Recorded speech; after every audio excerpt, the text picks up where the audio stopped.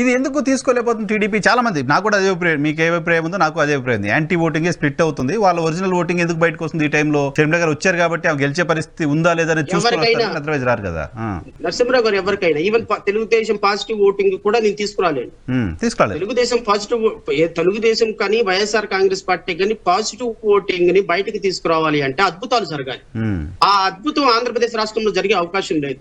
So YSR Congress పార్టీకి ఉన్నటువంటి negative voting ని షర్మిల గారో లేకపోతే నాలాంటి వాళ్ళు లేకపోతే జేడీ లక్ష్మీనారాయణ లాంటి వాళ్ళు ఇలాంటి వాళ్ళు తీసుకున్నప్పుడు నష్టపోయేది తెలుగుదేశం పార్టీ జనసేన కూటమి. రేపొద్దున ఈ విషయాలు వాళ్ళకి అర్థమయ్యేటప్పటికి వెనక్కి తిరిగి చూసేటప్పటికి చేతులు కాలిపోతాయి.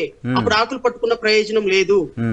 కానీ చాలా పెద్ద హైప్ ఇచ్చేస్తున్నారు కదా షర్మిల గారికి. షర్మిల అంతకుముందు ఎలక్షన్ లో రావాలి జగన్, కావాలి జగన్ ఎంత పెద్ద స్లోగన్ అయిందో, ఇప్పుడు రావాలి షర్మిల, కావాలి షర్మిల అని తెలుగుదేశం పార్టీ విష్ చేస్తోంది. ఇవ్వని సార్ మంచిదే కదా. ఇప్పుడు భస్మాసురుడు నష్టం నేను నెత్తి మీద పెట్టుకుంటానంటే ఎవరు అంటారు? Do it. ఎందుకంటే ఇప్పుడు మీడియా అనుకునేది తెలుగుదేశం పార్టీ ఇచ్చినటువంటి ఐడియాలజీ ప్రకారం వాళ్ళు ఆమె హైప్ ఇచ్చినప్పుడు నేను అనుకోవటం ఏంటంటే వాళ్ళు ఎంత హైప్ ఇచ్చినా YSR Congress party negative voting ఆమెకు వెళ్తుందని నేనైతే అనుకోవటం. ఎందుకంటే ఈవెన్ కాంగ్రెస్ పార్టీ ఒరిజినల్ గా కాంగ్రెస్ పార్టీ కూడా పోయినసారి అభ్యర్థులే లేరు, ఈసారి అభ్యర్థులు దొరకవచ్చు.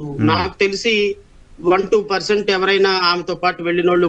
నేను ఒక లాజిక్ చెప్తాను నరసింహరావు గారు. ఇప్పుడు మంగళగిరిలో ఆర్కే వైఎస్ఆర్ కాంగ్రెస్ పార్టీకి గొడవపడి షర్మిల గారి దగ్గరికి వెళ్ళారు. షర్మిల గారి దగ్గరికి వెళ్ళకపోతే షర్మిల గారి దగ్గరికి వెళ్ళకపోతే ఆయన ఎక్కడికి వెళ్తాడు? తెలుగుదేశంకి వెళ్తాడు, టీడీపీకి వెళ్తారు. ఇప్పుడు తెలుగుదేశం పార్టీకి ఒకవేళ ఆర్కే ఉన్న ఓటింగ్, ఆయన 2 సార్లు ఎమ్మెల్యేగా చేశారు కాబట్టి ఎంతో కొంత ఓటింగ్ ఉంటుంది ఆయనకి. ఈ ఓటింగ్ ఆయన వైఎస్ఆర్ కి అగ్నెస్ట్ గా ఉన్నటువంటి even negative voting positive voting అనుకున్నాం. ఆర్కైతే వెళ్ళే ఓటింగ్ ఇప్పుడు షర్మిలకి వెళ్ళింది అనుకోండి, నష్టం ఎవరికి?